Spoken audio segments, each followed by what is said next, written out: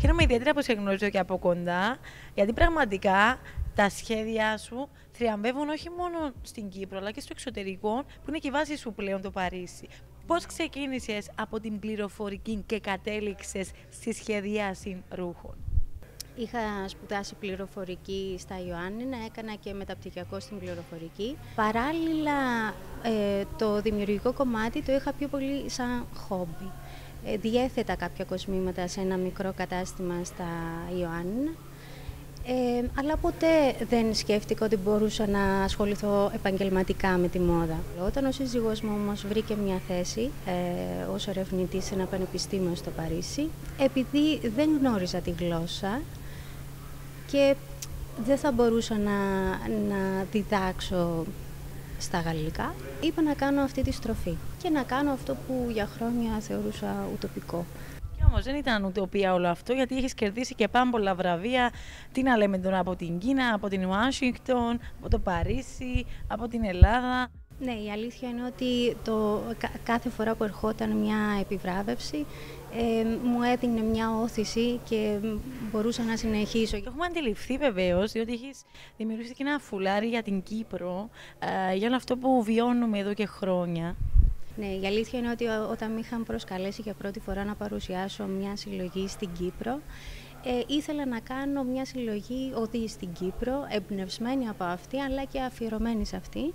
Επειδή η αφιετερία έμπνευσης ήταν το αρχαίο βασίλειο των Σόλων, είχα πάρει κάποια στοιχεία, κάποια γεωμετρικά μοτίβα από την κυπρογεωμετρική περίοδο που εμφανιζόντουσαν σε αρχαία αγγεία κτλ. Είχα πάρει το σχήμα του αρχαίου θεάτρου των Σόλων, τα ψηφιδωτά. Είχα πάρει όλα αυτά τα στοιχεία, αλλά κάπως επειδή το αρχαίο βασίλειο των Σόλων βρισκόταν στην κατεχόμενη Κύπρο και επειδή η μαμά μου είναι πρόσφυγας από την Αγία Τριάδα, δεν μπορούσα να μην αναφερθώ σε αυτό το κομμάτι και προσπάθησα να τα συνδέσω όλα μαζί. Υπήρχαν διάφορα συναισθήματα, γιατί εκείνη την περίοδο θυμάμαι ότι προσπαθούσα να αναζητήσω πληροφορίες διαδικτυακά και δεν είχα πρόσβαση. Και είχα την αίσθηση ότι κάτι μας κόβει από την ιστορία της Κύπρου. Υπάρχει ένα εμπόδιο, κάτι το οποίο δεν έχει θεραπευτεί ακόμη. Και κάποια στιγμή σκέφτηκα ότι θα αναφερθώ στην κατοχή, δημιουργώντας γεωμετρικά μοτίβα από τα δύο κομμάτια της Κύπρου, το ελεύθερο και το κατεχόμενο. Είχα φτιάξει και δύο σιλουέτες, δύο φιγούρες. Η μία φορούσε ένα φόρεμα με ένα μοτίβο που προκύπτει από το κατεχόμενο κομμάτι της Κύπρου και η δεύτερη φορούσε ένα φόρεμα με μοτίβο που προκύπτει από το ελεύθερο κομμάτι της Κύπρου. Στη συνέχεια έφτιαξα και ένα φουλάρι το οποίο το ονόμασα κήπος λουλουδιών και αυτό το φουλάρι περιλαμβάνει και τα δύο κομμάτια της Κύπρου και προσπαθώ να δημιουργήσω μια διάταξη που να δίνει ένα ιδιαίτερο λουλούδι που συμβολίζει την ελπίδα. Και είναι η άποψη του κόσμου?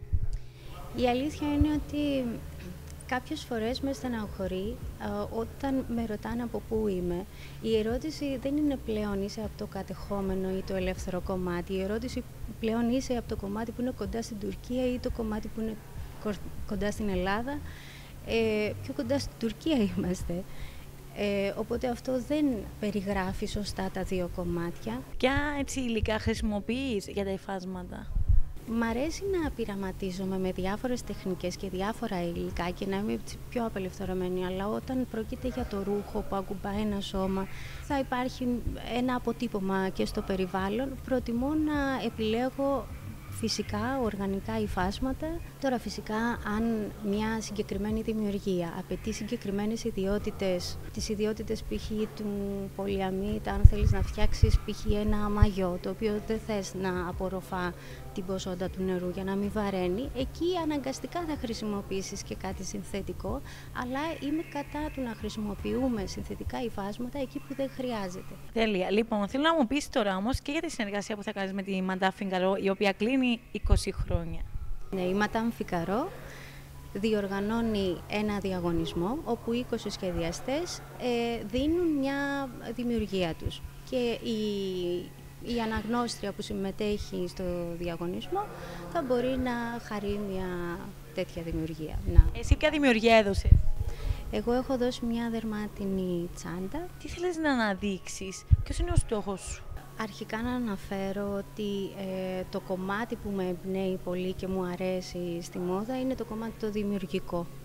Όσο και αν είναι οξύμορο, δεν είναι τόσο το εμπορικό του κομμάτι, παρόλα αυτά για να επιβιώσει ένα brand και ένας καλλιτέχνης χρειάζεται να υπάρχει και αυτό το κομμάτι, είναι αναπόφευκτο. Προσπαθώ βέβαια να παράγω λίγα κομμάτια, γιατί με αυτόν τον τρόπο προσπαθώ να περάσω και το μήνυμα ότι πρέπει να καταναλώνουμε γενικότερα λίγα κομμάτια και να επιλέγουμε την ποιότητα έναντι της ποσότητας.